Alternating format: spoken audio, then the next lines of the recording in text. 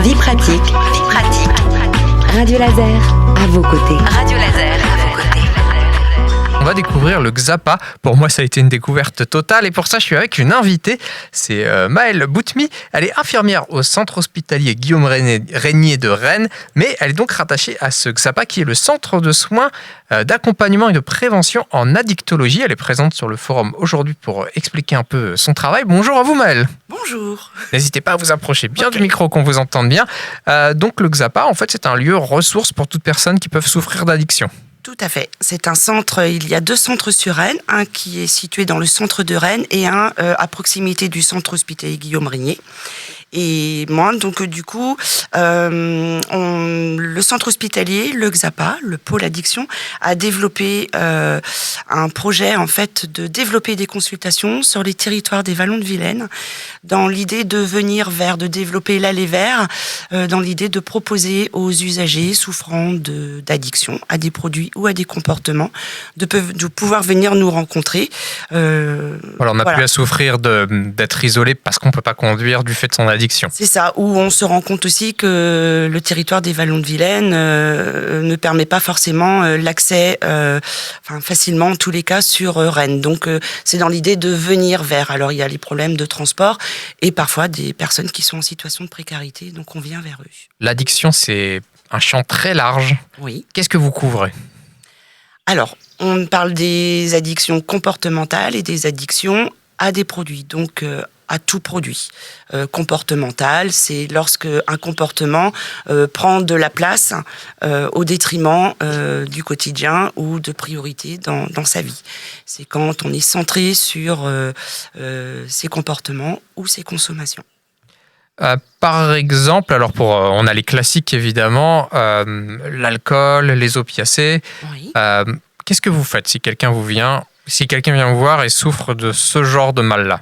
L'idée, c'est déjà, pour ma part, leur donner envie de revenir, qu'ils puissent être dans un espace confidentiel, un espace sécure et bienveillant, sans jugement. Il y aura pas de jugement en arrivant. Dans l'idée de construire avec l'usager son désir, ce qu'il souhaite mettre en place, et s'appuyer aussi sur les difficultés qu'il peut avoir, mais aussi les capacités à mettre en place des choses. Et puis construire un projet de soins ensemble. On suppose que c'est différent pour tout le monde, une fois de plus, mais il va ressembler à quoi ce projet de soins ? Eh bien, c'est très individualisé. Ça dépend ce que souhaite l'usager. On peut lui proposer un suivi en ambulatoire. On peut lui proposer aussi une prise en charge au plus long cours avec des structures un peu plus étayantes ou bordantes pour travailler un petit peu les stratégies. Tout ça, ça se met en place avec réflexion, c'est organisé, programmé. Ce sont vraiment des prises en charge individuelles, donc ça dépend de chaque usager. Surtout que vous couvrez des choses très larges, donc vous parliez des addictions comportementales. Là, on va aussi chercher du côté des jeux d'argent, du sexe, même du sport. Tout à fait. Ce qui peut étonner d'ailleurs que le sport soit dans cette liste. Mais à partir du moment où ça prend beaucoup de place, comme je vous disais, au détriment du quotidien, on peut se poser peut-être les questions. Ça peut... Mais c'est une addiction plutôt acceptée socialement. C'est bizarre de le dire comme ça, mais autant les jeux d'argent... Il va y avoir du jugement si on passe la journée au casino ou à faire des paris en ligne. Autant le sport, on entend rarement quelqu'un se faire questionner parce qu'il fait des joggings 4 fois par jour. Effectivement, l'impact social n'est pas forcément le même. Mais tout ça, l'idée, c'est de pouvoir en tous les cas verbaliser et identifier un petit peu les problématiques qu'il peut y avoir. Je précise aussi que sur le Xapa, sur le territoire des Vallons de Vilaine, on développe aussi ce qu'on appelle la CJC, les consultations jeunes consommateurs. Donc nous accueillons aussi des jeunes qui ont des questionnements sur leur consommation.